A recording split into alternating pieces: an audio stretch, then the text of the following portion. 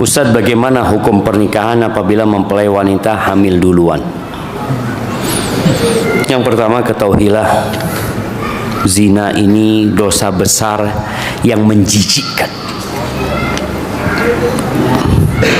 Kenapa nggak nikah duluan baru berhubungan suami istri? Ini kan kebalik. Berzina dulu baru menikah. Maka yang pertama adalah bertobat kepada Allah Azza wa Jalla. Ketika mereka bertobat dan mereka melaksanakan pernikahan, pendapat yang lebih kuat, pernikahannya sah. Nggak harus diperbaharui ketika anaknya lahir. Apakah boleh dia menghubungin istrinya yang hamil? Pendapat yang kuat boleh, karena anak atau mani dari hasil zina itu nggak ada kehormatannya. Yang nggak boleh itu adalah menikahi wanita yang dalam masa iddah, karena ini nikah resmi. Hamil itu hamilnya nikah resmi, maka nggak boleh kita menikahin wanita yang dalam masa iddah, nunggu sampai lahir. Sedangkan hamilnya ini bukan karena pernikahan, karena perzinaan, maka nggak apa-apa dia menikahinya. Nah, jika nanti anak tersebut dewasa dan akan menikah, apa boleh memakai nasab ayah biologisnya? Enggak. Jumhur ulama berpendapat, dan di Indonesia juga, nasabnya kepada nasab ibunya. Kalau dia umpamanya nama ibunya adalah Fatimah, atau nama ibunya adalah Soraya binti Sulaiman, maka ini anak dinasabkan ke Sulaiman, ke jalur ibunya. Siapa yang menikahkan? Hakim, karena nggak ada walinya buat anak zina ini.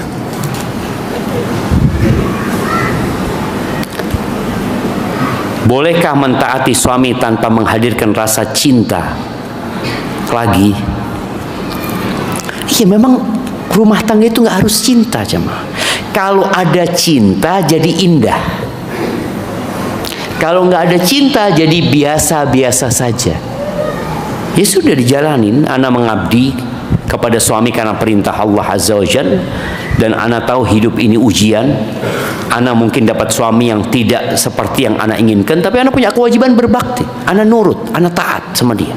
Nggak harus cinta, tapi lakukan itu karena mencari keridhaan Allah Subhanahu wa ta'ala. Karena ada orang melakukan sesuatu dengan cinta, ada orang melakukan sesuatu dengan tidak cinta.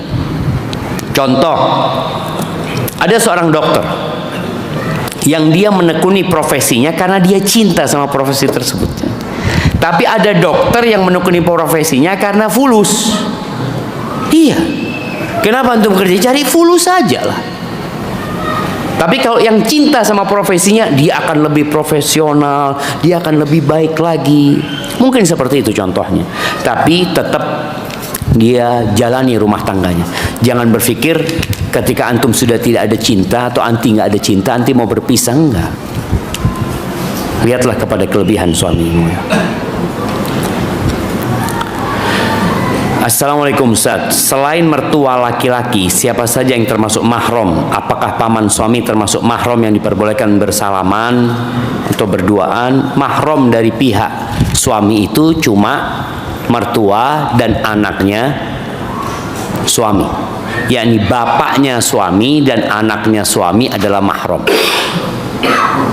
Sedangkan pamannya suami dan keponakan suami bukan mahram. Allah sebutkan tentang mahram itu di surat An-Nisa ayat 23, nggak salah, 22, 23. Coba dilihat di sana.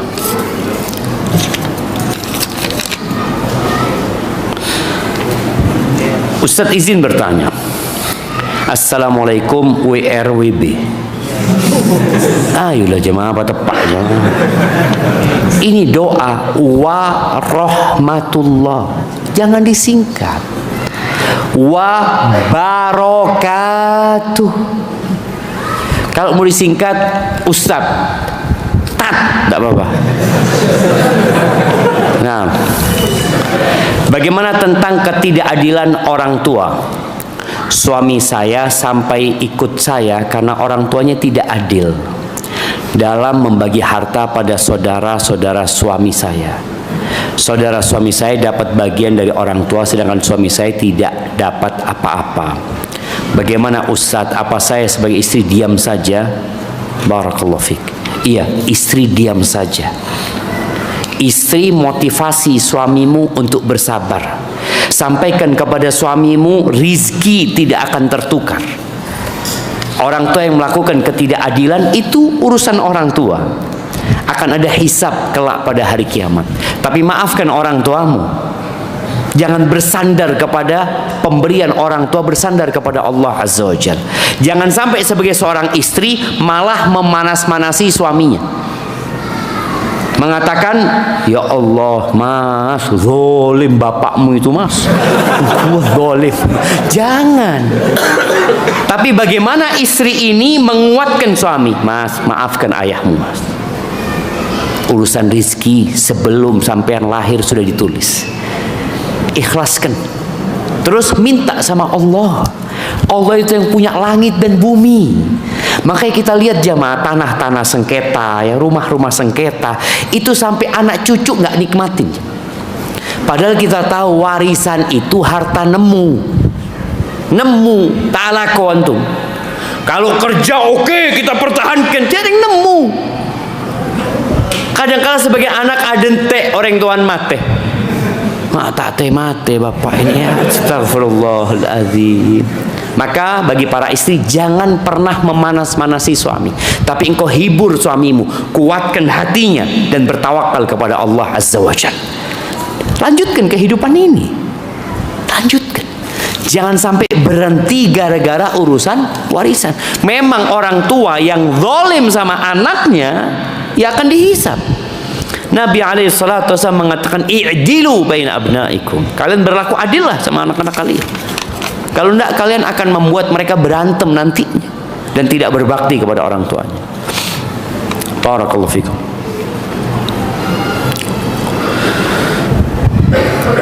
Afwan Ustaz, izin bertanya. Assalamualaikum warahmatullahi wabarakatuh. Ahsanallahu ilaikum Ustaz. Ana memiliki aib masa lalu yang alhamdulillah sudah Allah tutupi. Akan tetapi aib tersebut terus menghantui ana, membuat ana merasa bersalah kepada pasangan ana Ustaz. Ana ingin jujur kepada pasangan ana, tetapi khawatir merusak rumah tangga ana Ustaz. Bagaimana sebaiknya ana bersikap Ustaz? Karena sampai detik ini hati ana sesak karena merasa bersalah kepada pasangan ana Ustaz. Barakallahu fikum Ustaz atas jawabannya. Iya, nanti berbuat salah bukan kepada pasangan, tapi kepada Allah Azza wa Jalla. Maka bertobatlah kepada Allah dengan taubatan nasuha. Semoga dosa yang sudah anti lakukan, yang menghantui anti, menjadikan anti lebih baik kepada Allah dan kepada suami. Jangan pernah cerita sama suami. Jangan pernah cerita dosa sama pasangan hidup kita. Ceritakan dosamu kepada Allah Azza wa Jalla dan minta ampun kepada Allah. Cukup. Untuk menebus dosamu tadi, engkau berikan pelayanan yang lebih baik kepada suami. Jangan pernah mengulangi kesalahan. Jangan pernah ngulangin kesalahan. Ini baik suami atau istri ya. Jangan cerita. Karena cerita itu tidak menyelesaikan masalah, tapi menambah masalah. Orang yang awalnya hidup baik-baik gara-gara cerita dosa, berantakan. Na'udzubillah min dzalik. Makanya ketika Nabi SAW didatangi oleh seorang wanita yang hamil dari zina, dia mengatakan, ya Rasulullah, alaihissalatu wassalam, ya Rasulullah, inni hubla minaz zina. Aku hamil dari perzinaan. Nabi nggak tanya, engkau zina sama siapa? Tidak. Enggak. Sudah, yang aku ini. Nggak perlu dicari. Kadang-kadang kita nyari, oh ini harus tanggung jawab ini. Nggak ada. Itu dosa sama Allah. Oh ini kok nggak tanggung jawab akan dosa zina, itu dia harus bertobat. Anak ini nggak butuh bapak biologisnya, karena anak ini dinasabkan kepada siapa? Emaknya gitu loh. Nggak perlu dicari bapaknya, karena anak ini memang nggak punya bapak. Secara hukum agama dia nggak ada bapaknya. Jadi nggak perlu repot cari yang bertanggung jawab, enggak. Hadza wallahu a'lam bissawab. Mohon penjelasan untuk pertanyaan, untuk pernyataan berikut. Laki-laki turut menanggung dosa ibunya, dosa istrinya, dosa saudara perempuannya, dan dosa anak perempuannya. Jamaah, Allah mengatakan wala taziru waziratun wizra ukhra. Orang itu tidak menanggung dosa orang lain, enggak. Orang itu menanggung dosa dia sendiri. Seorang bapak tidak menanggung dosa anaknya, tapi dia menanggung dosa tidak ngajarin anaknya. Atau dia menanggung dosa gara-gara mengajarkan keburukan kepada anak. Kita kalau mengajarkan keburukan, kita akan dapat dosa itu, dan dosa orang yang mengamalkan. Jadi kalau dikatakan suami nanggung dosa ibunya, enggak. Tapi dia sebagai seorang anak punya kewajiban amar ma'ruf nahi mungkar. Dia ngasih nasihat ibunya, dia bertanggung jawab kepada adik-adiknya, kepada anaknya, yang laki kepada istrinya. Maka Nabi Nuh alaihissalam tidak menanggung dosa istrinya, tidak menanggung dosa anaknya Kan'an, enggak. Sebagaimana Nabi Lut pula nggak nanggung. Nabi Muhammad SAW tidak menanggung dosanya pamannya Abu Talib, lah. Tapi kalau kita tidak melakukan amar ma'ruf nahi mungkar, maka kita dosa. Jadi bukan nanggung dosa dia, tapi dosa kita karena tidak melakukan kewajiban dan amanah yang Allah berikan. Seperti itu. Wallahu a'lam bishawab.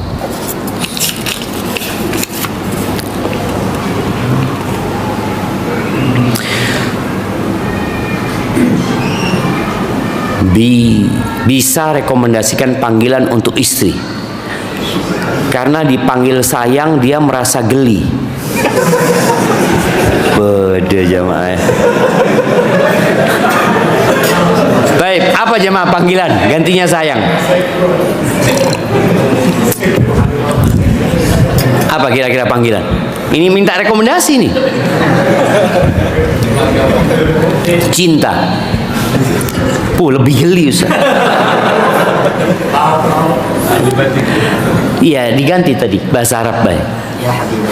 Habibati. Uyuni, kalau bahasa Arab itu uyuni. Atau galbi, aten saya, Masya Allah. Apalah panggilan yang bagus, panggilan yang indah. Ya kalau memang istri nggak suka, cari panggilan yang lain. Nabi SAW kadang-kadang memanggil Aisyah Aish. Aish artinya panggilan-panggilan manja. Namanya dia siapa, dipanggil panggilan yang indah, yang dia suka dengan panggilan tersebut. Karena memang juga ada perempuan itu yang semua dipanggil sayang. Kancan sayang, tetangga sayang, koceng sayang, mak kebi sayang, lagen sayang, itu pada bayi semuanya sayang. Maka tolong kasih panggilan khusus memang kepada pasangan hidupmu. Bagaimana menghadapi istri yang dominan dalam keluarga padahal sudah ikut ngaji juga? Apakah ada hubungan karena dia lahir hari Sabtu Pahing? Iya, jamaah, ingat semua lahir di atas fitrah. Semua lahir di atas fitrah. Yang merubah siapa? Orang tuanya. Maka ya, mari ambu, terus. Iya, nggak ada hubungan mau Pahing, mau Kliwon, mau apa. Nabi SAW nggak kenal sama Pahing sama Kliwon ya mah. Jadi kadangkala tabiat itu terpelihara dari orang tuanya.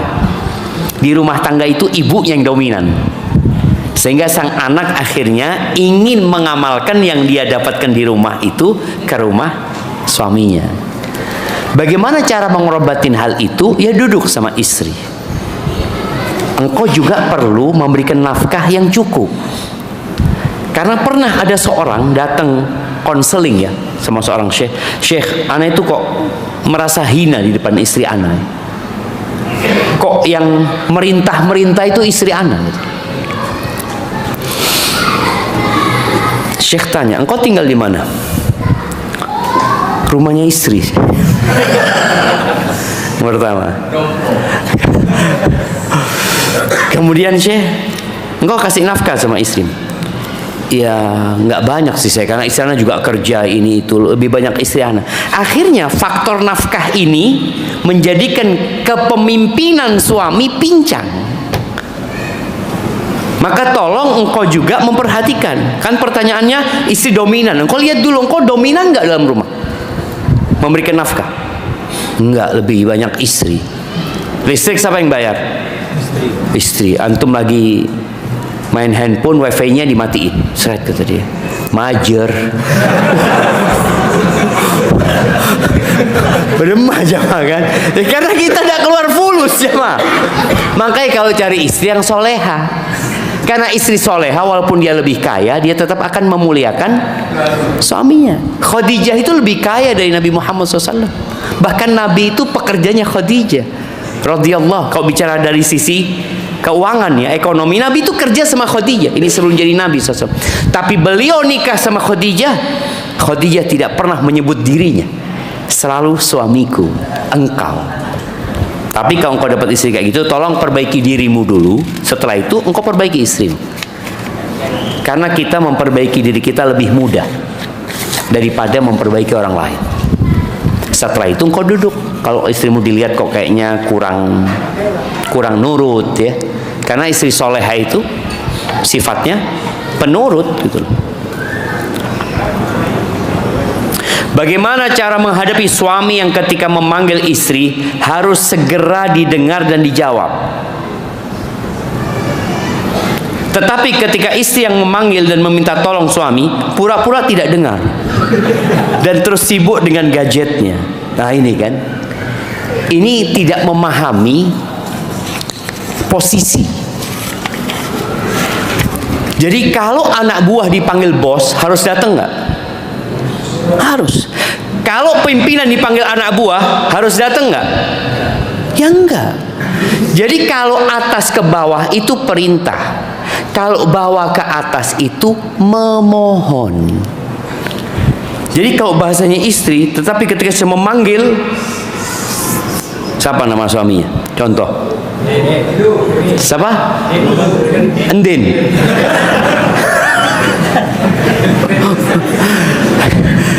Iya, siapa nama suaminya? Umpamanya Denny. Binin panggil Denny, iya. Apa yang bisa dilakukan? Ya enggak kayak gitulah.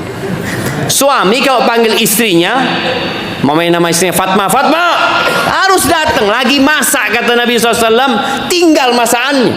Lagi di atas motor, suaminya manggil fulana, pakai motor. Lu mau nganter anak sekolah, nggak apa-apa, anak-anak telat.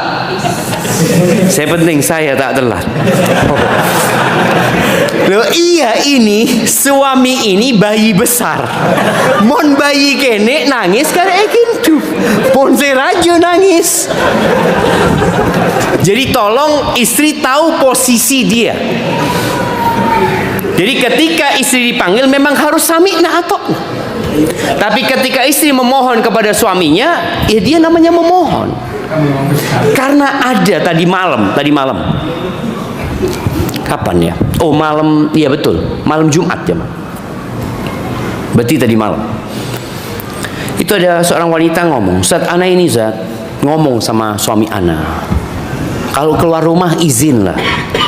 Pamit supaya anak-anak juga pamit gitu, seperti itu. Tapi suaminya nggak pernah. Akhirnya sang istri ribut sama suaminya sampai suaminya nyesel dapat istri dia. Seharusnya istri tahu posisi dia. Dia mohon sama suaminya, bangun keluar boleh bang, mak lenak kanak ya bisa niru gitu ya, seperti itu. Tapi kalau suaminya tidak mau, ya sudah jangan dipaksa. Kenapa? Dia pemimpin. Pemimpin itu datang telat tidak apa-apa, pulang duluan tidak apa-apa, karena sindik perusahaan. Kalau anak buah ngomong, bah beremah pemimpin ini, mari noro soro noro apa? Nah, ini sindik perusahaan gitu loh. Kita itu harus tahu posisinya seperti apa. Makanya ayat tadi yang kita baca, ar-rijalu qawwamun, ini supaya rumah tangga terjaga. Istri kepingin, ya Allah bang, kalau suaminya tetangga bang, dipanggil istrinya langsung datang bang. Suaminya siapa? Tetangga. Yesus itu jadi suaminya, jadi istrinya tetangga, gitu kan? Jangan pernah membandingkan dirimu dengan orang lain. Jangan pernah membandingkan suamimu sama orang lain. Ini suamimu kayak gini. Tipikal suami beda-beda. Ada yang suaminya masya Allah, suaminya ini baik banget sama istri. Tapi mungkin suamimu nggak kayak gitu. Tetap yang perlu dijaga adalah profesionalisme tadi. Ya sudah, dia sebagai pemimpin, aku sebagai anak buah, aku yang dipanggil harus nurut. Kalau dia dipanggil, mungkin dia sibuk nggak dengar, ya sudah minta maaf. Jadi ketika suaminya dipanggil umpamanya ya, kemudian suami sibuk dengan gadgetnya, istri ini harus pinter. Dia datang ke suaminya, bisikin kupingnya, bang, minta tolong bang. Oh iya. Tapi kalau dipanggil dari jauh umpamanya, Den, mari Den.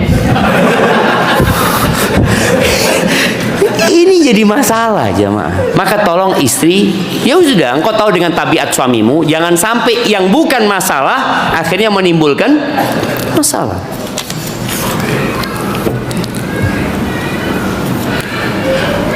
Ini sama pertanyaannya, taat sama suami tanpa menghadirkan cinta, nggak apa-apa, nurut aja supaya mencari cinta Allah Azza wa Jalla. Bismillah.